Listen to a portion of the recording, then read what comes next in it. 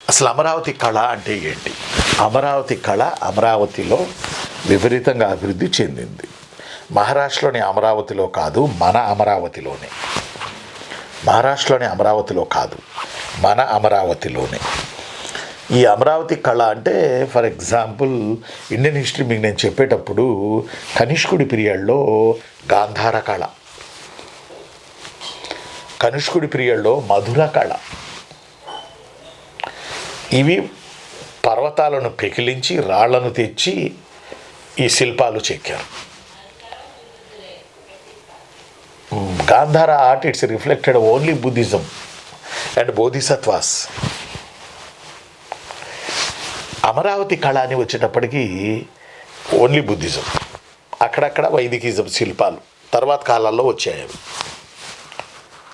కాబట్టి అమరావతి కళ లక్షణాలు రాయండి.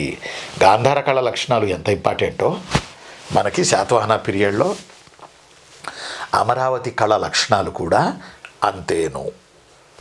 ఈ నేపథ్యంలో మనకి బుద్ధుడి శిల్పాలకు చెందిన దక్షిణ భారతదేశపు శిల్పకళను అమరావతి కళ అంటారు.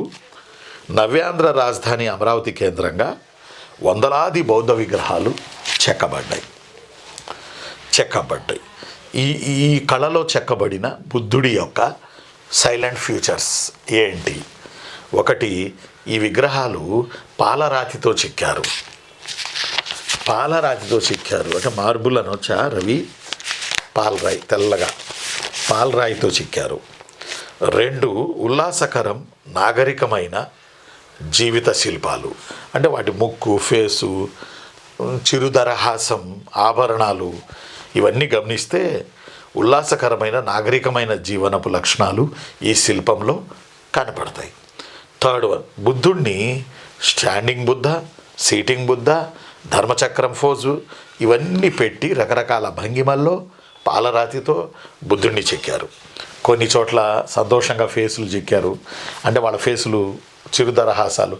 కొన్ని చోట్ల మౌనంగా, కొన్ని చోట్ల మౌనం మునులుగా, కొన్ని చోట్ల ఆలోచిస్తున్నట్లుగా, కొన్ని చోట్ల చూస్తున్నట్లుగా రకరకాల భంగిమల్లో బుద్ధుడి విగ్రహాలు అమరావతి కళలో చెక్కారు.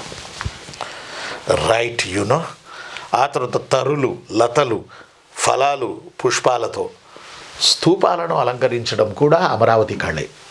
ఇక్కడ ఈ స్తూపాల పైన